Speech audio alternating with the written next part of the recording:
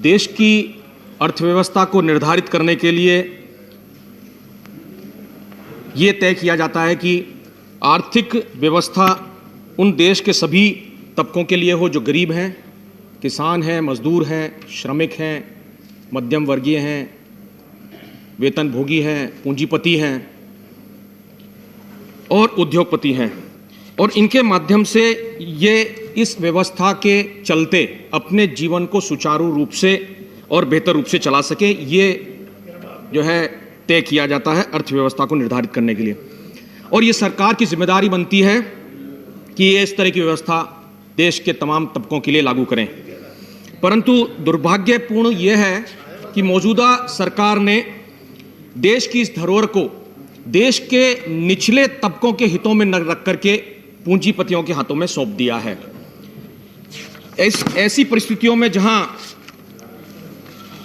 कांग्रेस सरकार ने देश को 70 सालों तक संभाल के रखा था, वहीं इस बजट ने यह दर्शा दिया है कि देश की पूरी अर्थव्यवस्था इस बजट से निश्चित रूप से चरमरा जाएगी। बैंक बिकेंगे, पोर्ट बिकेंगे, एयरपोर्ट बिकेंगे, रेलवे स्टेशन पहले ही बिक चुके हैं। संपूर्ण रेलवे और जितनी भी सरकारी कंपनियां हैं जिनके पास लाखों एकड़ जमीनें हैं, उनको भी औने पौने दामों में इन पूंजीपतियों को बेचा जाएगा। बीमा क्षेत्र में LIC जैसी मुनाफा कमाने वाली कंपनी को भी प्राइवेट भागीदारी दी जा रही है। ऐसे में जब पूरे देश में पूंजीपति प्रधानी होगी और देश का आर्थिक गतिविधि का क्षेत्र जो है वो निजी हाथों में चला जाएगा, तो निश्चित रूप से आरक्षण को भी समय के साथ में खत्म करने की कोशिश ये लोग करेंगे, चूंकि निजी क्षेत्र में आरक्षण का कोई भी प्रावधान नहीं है। वित्त मंत्री जी का यह भी कहना था कि बेकार पड़ी बड़ी संपत्तियों को आत्मनिर्भर भारत के लिए इनका कोई योगदान नहीं है, इन्हें जो है मुद्रीकरण के लिए सीधे इन्हें बेचकर या रियायत दे करके या फिर ऐसे ही कुछ साधनों के माध्यम से इनका मुद्रीकरण किया जाएगा।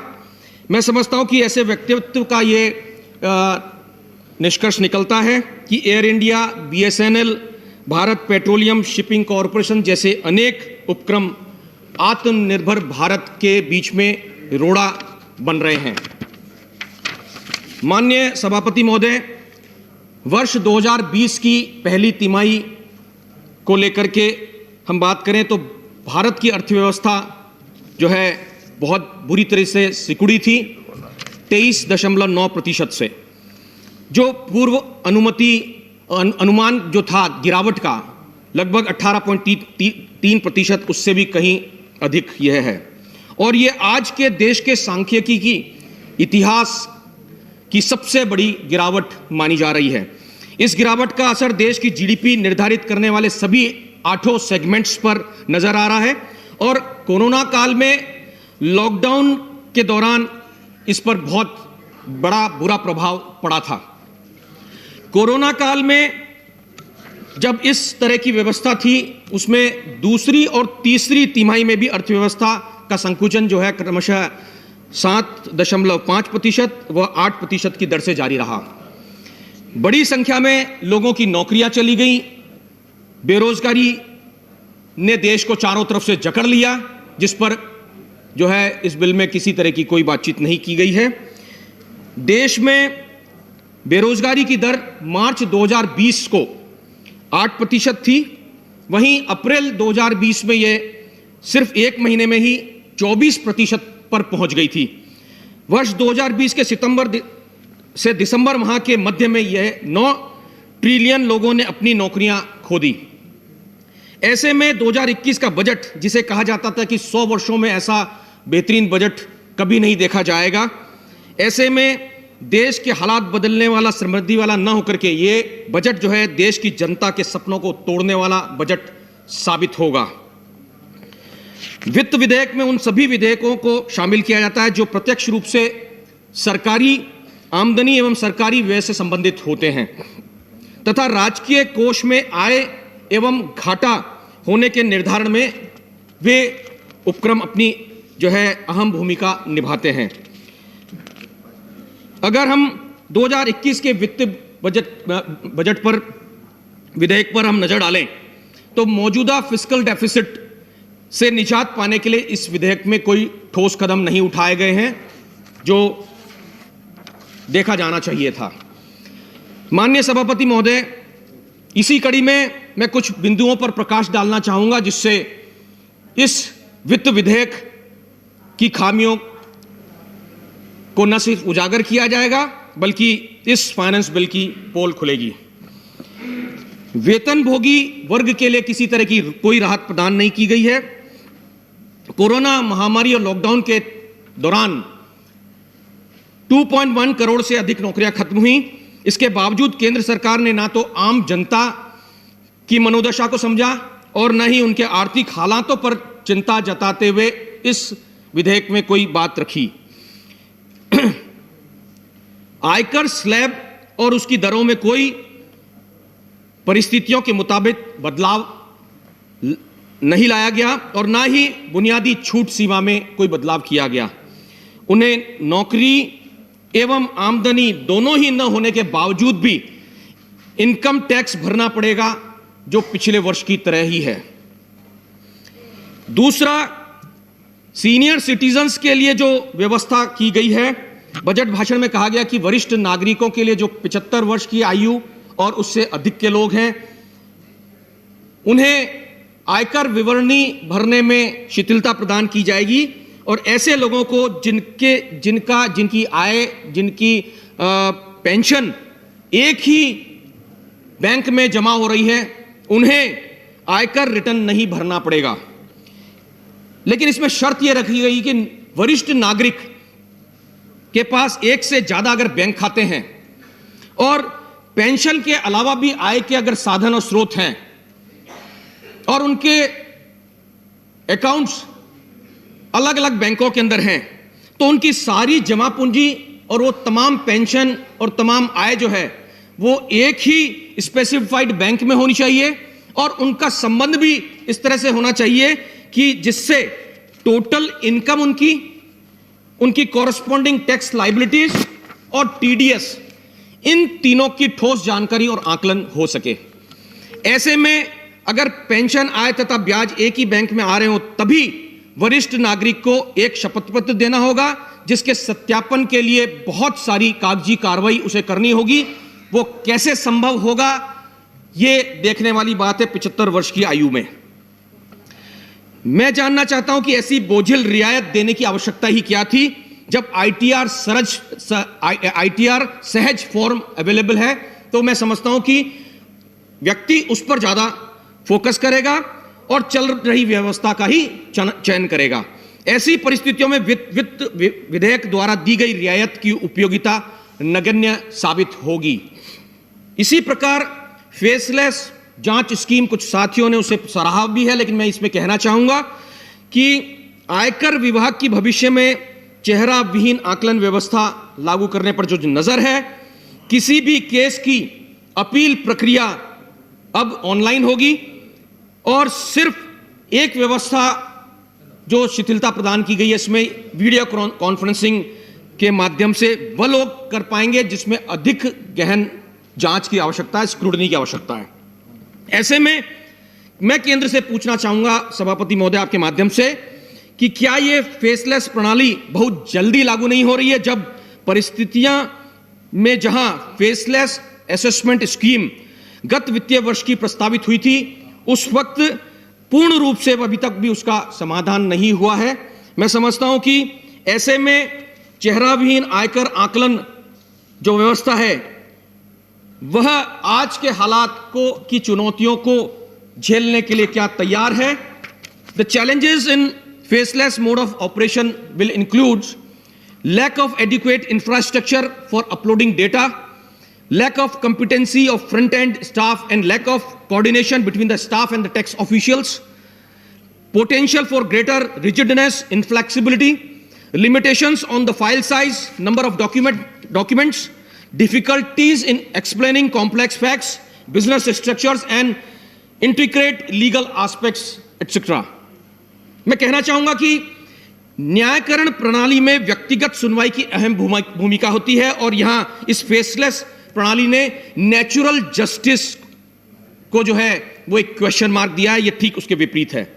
इस व्यवस्था में किसी करदाता के आयकर रिटर्न की जांच के लिए देश के किसी भी हिस्से में कोई भी रिटर्निंग ऑफिसर उसकी जांच कर सकता है। ऐसे में किसी भी पीड़ित को अगर अपनी अपील करनी है तो उसको अपील करने का मौका ही नहीं मिल पाएगा। ऐसे में यह पारदर्शिता ना होकर के अपारदर्शिता की श्रेणी में मैं इसे डालना चाहूंगा। वरन इसे मैं कहना चाहूंगा कि यह फेसलेस नहीं, यह हार्टलेस स्कीम है। इसी प्रकार सेटलमेंट कमीशन जो है खत्म कर दिया गया है। रिटर्न रिव्यू और बिलेटेड रिटर्न फाइलिंग की समय सीमा को घटा दिया गया है। इसका सीधा असर आम आदमी से लेकर कॉरपोरेट सेक्टर तक पड़ेगा, क्योंकि सेटलमेंट कमीशन जो है वो ज्यादातर कारोबारियों की अपील के लिए होता है और रिटर्न हर व्यक्ति को प्रभावित करता है। ऐसे में सेटलमेंट कमीशन को तत्काल खत्म कर इसकी जगह इंटरिम बोर्ड ने ले ली है, जिसकी वजह से कई परेशानियों का सामना करना पड़ सकता है। जैसे सेटलमेंट को संक्रमित तरीके से सुलझाया जाना पड़ेगा, कुछ पार्ट ओल्ड रेजिम और कुछ पार्ट न्यू रेजिम के हिसाब से होगा, जो निश्चित रूप से कंफ्यूजन पैदा करेगा। इसी तरीके से नए बनाए गए इंटरिम बोर्ड के वर्किंग रेगुलेशंस अभी तक फाइनलाइज्ड और नोटिफाइड नहीं किए गए हैं। ऐसे में इस बदलाव में डिसएडवांटेजेस ज्यादा हैं। इसी प्रकार से सी फॉर्म जारी करने पर रेस्ट्रिक्शन लगाया गया है। बताना चाहूंगा कि जब सीएसटी अधिनियम 1956 के अंतर्गत जब कोई पंजीकृत बिक्री करदाता दूसरे राज्य के पंजीकृत बिक्री करदाता से माल खरीदता है तो उसे बिक्री कर की कटौती को लेकर के सी फॉर्म जारी करना होता है। ऐसे में गौरतलब है कि सी फॉर्म देने वाली वो कंपनी जो है खरीदे गए माल का 2% सीएसटी उसे लगता है, नहीं तो 13.125 के अनुसार उसे पूरी बिक्री कर उसे देना होगा। वित्त विधेयक का यह बदलाव कंपनियों को ज्यादा टैक्स देने के कारण उनकी जो वर्किंग कैपिटल है वो उसको कम करेगा। ऐसे में निश्चित रूप से नए कैपिटल इन्वेस्टर जो है उन पर बुरा प्रभाव पड़ेगा और कंपनियां जो अपने उत्पादन की जो इनपुट कॉस्ट है उसको बढ़ने की वजह से निश्चित रूप से वो अपने उत्पादन की जो मैन्युफैक्चरिंग जो वो करेंगे उसमें वो निश्चित रूप से अपने दाम को बढ़ाएंगे, उसे बढ़ोतरी उसे देंगे, जिसकी मार सीधे कंज्यूमर पे, आम आदमी पर पड़ेगी। इसी प्रकार से पारस्परिकता के सिद्धांत को ओवरराइड कर दिया गया है। घर के मालिक द्वारा एक आवास समाज का गठन किया जाता है और उस समाज के सदस्यों को रखरखाव सेवाएं प्रदान करने के उद्देश्य से ऐसा किया जाता है। इसी तरह क्लब, निर्माताओं और उत्पादकों के संगठन, निवासियों के कल्याण संघ और कई अन्य संगठन हो सकते हैं जो पारस्परिकता की परीक्षा को उत्तीर्ण करते हो। ऐसे में सेवाओं को उपलब्ध कराने के उद्देश्य से आवास समाज अपने सदस्यों से पैसा एकत्रित करता है और इस वित्त विधेयक के द्वारा ऐसे ट्रांजैक्शंस को अब सप्लाई के तहत माना गया है एवं इन्हें जीएसटी के शेड्यूल 2 के तहत 1 जुलाई 2017 से चार्ज देना होगा। ऐसे में मैं समझता हूं कि यह बदलाव समाज के ऐसे समूह एवं उनके सदस्यों के बीच जो विशेष संबंध है उन्हें निश्चित रूप से उसमें जो है एक हानिकारक जो है वो संबंध साबित होगा। इसी प्रकार वित्त विधेयक में ULIP plan, unit linked insurance policy, मैंने भी ली है, बहुतों ने, सभी साथियों ने, कईयों ने ली होगी इसको। निश्चित रूप से ऐसे यूलिप प्लान लेने वाले जो लोग हैं उनके लिए सेक्शन 10(10)D के तहत 1 साल में 2.5 लाख रुपए से ज्यादा के प्रीमियम पर टैक्स छूट को हटाने का प्रस्ताव किया गया है। यह प्रस्ताव 1 फरवरी 2021 के बाद 2.5 लाख के ऊपर इन्वेस्टमेंट्स के ऊपर लागू होगा और इससे इंश्योरेंस इंडस्ट्री की ग्रोथ निश्चित रूप से प्रभावित होगी, जिससे अप्रत्यक्ष रूप से देश की अर्थव्यवस्था को बहुत बड़ा नुकसान पहुंचेगा। क्योंकि यूलिप प्लान मुख्यतः लॉन्ग टर्म इन्वेस्टमेंट प्लान होते हैं और इंश्योरेंस इंडस्ट्री में यूलिप प्लान से आई हुई लगभग 50% से भी ऊपर आय जो है वो देश के जो है विकास कार्यों हेतु काम में ली जाती है। अतः आज के हालातों को देखते हुए सरकार को लिक्विड मनी की आवश्यकता है, वहां पर यह कदम उठाना शायद उचित नहीं था। ये इस पर विचार करने की आवश्यकता है। इसी तरीके से जब कोई कंपनी वर्षों से अपने उपभोक्ताओं को उच्च गुणवत्ता वाले उत्पाद या बेहतर सेवा प्रदान करती है, तो ऐसे में कंपनी की बाजार में एक अलग पहचान बनती है, गुडविल बनती है। और ऐसे में कंपनी की गुडविल अच्छी होने से कंपनी की प्रतिष्ठा बनाए रखने के लिए वह अपने बेहतर से बेहतर कार्य करने पर आमादा रहती है। गुडविल अर्थात ख्याति, साख या किसी व्यापार का कमाया हुआ नाम, यह एक इंटैंजिबल एसेट है जिसकी एक कीमत होती है। सुप्रीम कोर्ट ने भी बिजनेस एक्विजिशन करते वक्त गुडविल को डेप्रिशिएबल एसेट माना है। ऐसे में यह प्रस्ताव लाया गया कि गुडविल डिक्लाइन होती है। मैं कहना चाहूंगा कि जबकि ऐसे गलत निर्णय में जब गुणवत्ता, कंपनी किसी तरह का अगर गलत निर्णय लेती है तो उसकी गुणवत्ता निश्चित रूप से कम आएगी और उसकी गुडविल जो है वो डिक्लाइन होगी। मैं इस मामले में यह कहना चाहूंगा कि यह निर्णय स्ट्रैटेजिक एक्विजिशन एवं इंटरनल ग्रुप रिस्ट्रक्चरिंग के लिए जोर का झटका होगा। ऐसे में मर्जर और एक्विजिशंस के लिए यह एक कड़वा घूंट साबित होगा। मैं इसी प्रकार कहना चाहूंगा, बेसिक कस्टम ड्यूटी के अंतर्गत कुछ वस्तुएं जिसमें स्क्रूज, नट्स, बोल्ट्स पर टैक्स जो है 10% से 15% किया गया है। हाई स्पीड रेल प्रोजेक्ट पर 0 से 5% तथा इलेक्ट्रॉनिक टॉय पार्ट्स पर 5% से 15% तक की बढ़ोतरी टैक्स में की गई है। इसमें से ज्यादातर आइटम्स जो हैं वो मैन्युफैक्चरिंग यूनिट्स में काम आते हैं, मैन्युफैक्चरिंग के लिए काम आते हैं। ऐसे में इनके दाम बढ़ने से निश्चित रूप से मैन्युफैक्चरिंग यूनिट्स की प्रोडक्शन कॉस्ट बढ़ेगी, जो कि अंततः उत्पादित वस्तु का मूल्य बढ़ाएगी। देश की जनता जो पहले से ही गिरती हुई अर्थव्यवस्था की मार झेल रही है, ऐसे अमेंडमेंट्स की उन पर दोहरी मार पड़ेगी। इसके अतिरिक्त इक्वलाइजेशन लेवी इश्यूज जो हैं, जिसे आम भाषा में गूगल टैक्स कहा जा रहा है, जो 1 जून से लागू होने जा रहा है। इसके तहत देश के कारोबारियों, कंपनियों द्वारा विदेशी ऑनलाइन सर्विसेज प्रोवाइडर्स जिसमें ट्विटर, फेसबुक, गूगल और याहू जैसी कंपनियां शामिल हैं, इन कंपनियों में दिए गए ऑनलाइन एड के लिए भुगतान की गई राशि पर 6% इक्वलाइजेशन लेवी वसूला जाएगा। हालांकि यह केवल तभी चुकाना होगा जब भुगतान की राशि 1 वर्ष के अंदर 1 लाख से अधिक होगी। यह लेवी पूरी तरीके से business to business, B2B transaction पर लागू होगी। भविष्य में इसे लेकर 3 कठिनाइयां हो सकती हैं। पहली, इस टैक्स को लागू करने से एक बड़ी दिक्कत यह आ सकती है कि विदेशी कंपनियां अपने बिजनेस डेटा संभवतः शेयर ही ना करें।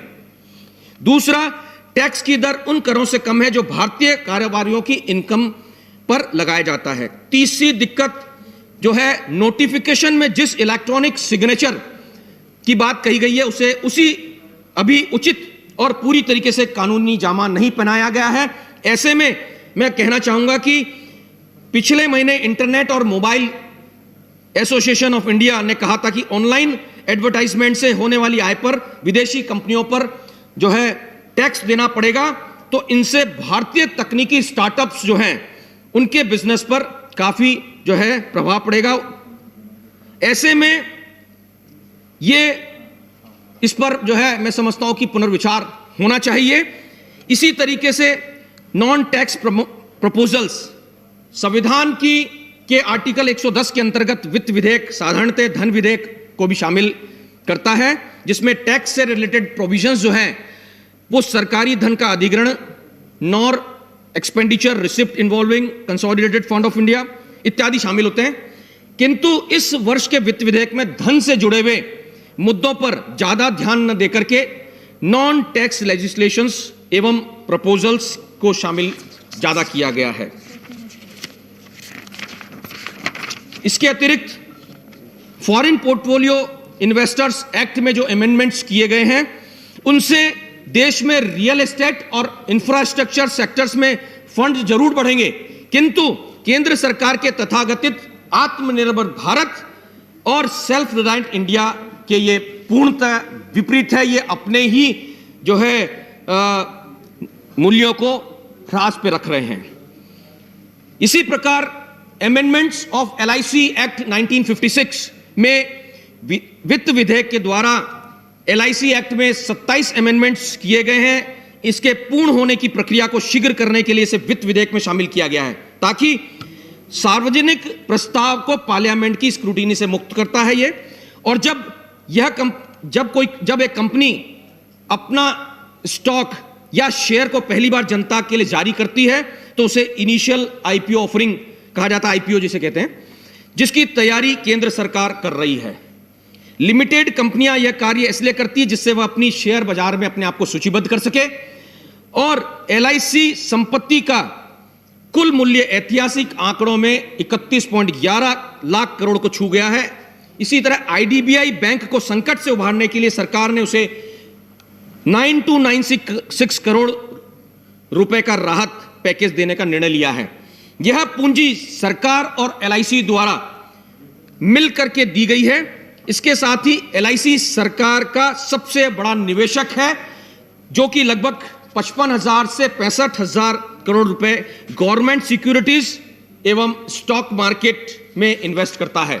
ऐसे में यह समझ के बाहर है कि क्यों केंद्र सरकार अपनी सोने की चिड़िया के शेयर में से, जो कि सरकारी बजट में 1/3 भागीदारी प्रदान करता है, अपनी हिस्सेदारी कम करने पर क्यों आमादा है, यह समझ के परे है। सरकार का यह कृत्य पॉलिसी धारकों के लाभ को कम करने का और कैपिटल कंसंट्रेशन को कुछ पूंजीपतियों के हाथों में सौंपने जैसा होगा। जैसे कि ऑल इंडिया के बैंक ऑफिसर्स कॉन्फेडरेशन के former general secretary Thomas Franco ने ऐसे डिसइन्वेस्टमेंट्स में कहा है कि selling the house to have alcohol. मैं आगे कहना चाहूंगा, इस वर्ष के बजट में एग्रीकल्चर, इंफ्रास्ट्रक्चर एवं डेवलपमेंटल सेस लगाने का भी ऐलान हुआ है। इसमें कमोडिटीज की जो लिस्ट शामिल हुई है उसमें एकरूपता यानी कि होमोजेनिटी का अभाव है, तथा प्रपोज रेट में भी सिग्निफिकेंट वेरिएशंस हैं। सेंट्रल एक्साइज कस्टम ड्यूटी केंद्र एवं राज्यों के दोनों के अंतर्गत विभाजित होती है।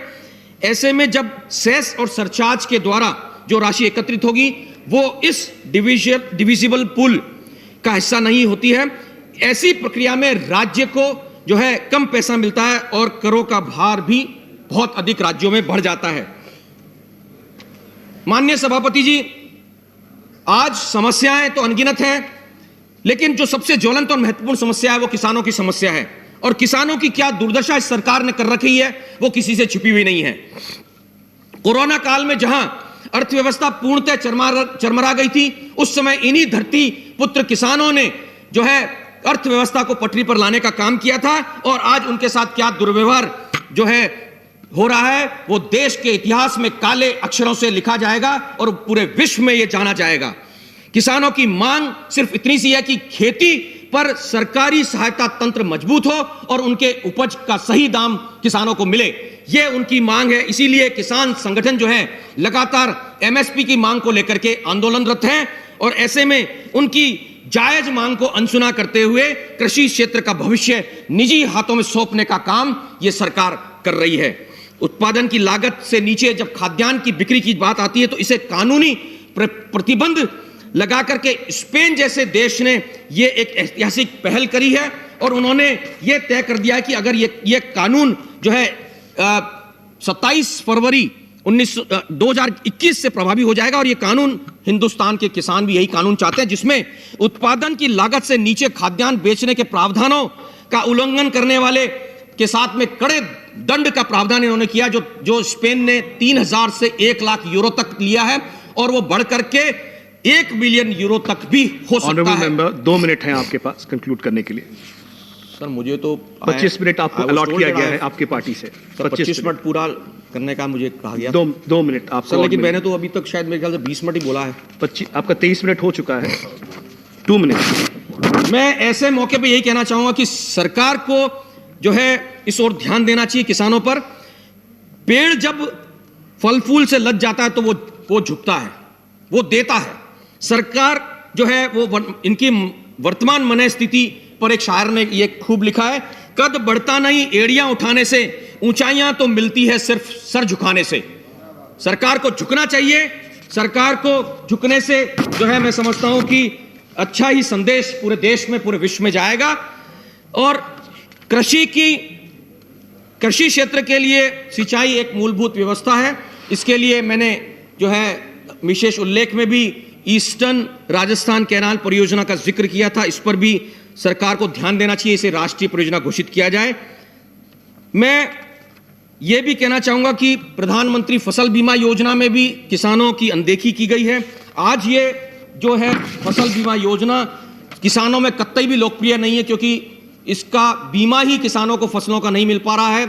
कहीं ज्यादा नुकसान हो रहा, कहीं कम नुकसान हो रहा, आकलन पूर्णतः नहीं है, इसलिए किसान इस बीमा को नहीं लेना चाहते। और स्थिति है कि भारतीय जनता पार्टी शासित प्रदेश जो है, गुजरात जैसे प्रदेश, बिहार जैसे प्रदेश जो है, वो लोग भी कंक्लूड करें, आपका समय खत्म हो चुका है। 25 मिनट आपका समय खत्म हो चुका है। ऐसी स्थिति में जो है दूसरी बीमा योजनाएं लागू कर रही हैं। मैं कंक्लूड कर रहा हूं सर, प्लीज कंक्लूड। बहुत जल्दी कंक्लूड कर रहा हूं सर। मैं ये कहना चाहता हूं कि आप हमारी नहीं सुनना चाहते, देश की नहीं सुनना चाहते, किसानों की नहीं सुनना चाहते, जनता की नहीं सुनना चाहते। आरएसएस की तो आप मानते हैं। आरएसएस के इन्हीं के गुरु गोलवलकर भी यही कहते हैं कि सरकार की आलोचना को देश हित में सबसे ऊपरी उन्होंने बताते हुए अपनी बुक में लिखा है। समय हो चुका है, कंक्लूड कर रहा हूं sir. I can give you 30 seconds more, 30 seconds आलोचना को मानते हुए उनकी बात तो कम से कम आप माने। मैं कंक्लूड कर रहा हूं सर। माननीय सभापति महोदय, अंत में कृषि और धरती पुत्र किसानों के वर्तमान हालात पर कुछ पंक्तियों के साथ अपनी बात को समाप्त करूंगा। चीर के जमीन को मैं उम्मीद बोता हूं, मैं किसान हूं, चैन से कहां सोता हूं, कहां छुपा के रख दूं मैं अपने हिस्से की शराफत। जिधर भी देखता हूं उधर बेईमान खड़े हैं। क्या खूब तरक्की कर रहा है अब यह मुल्क देखिए, खेतों में सौदागर और सड़कों पर किसान खड़े हैं। धन्यवाद। Thank you honourable member.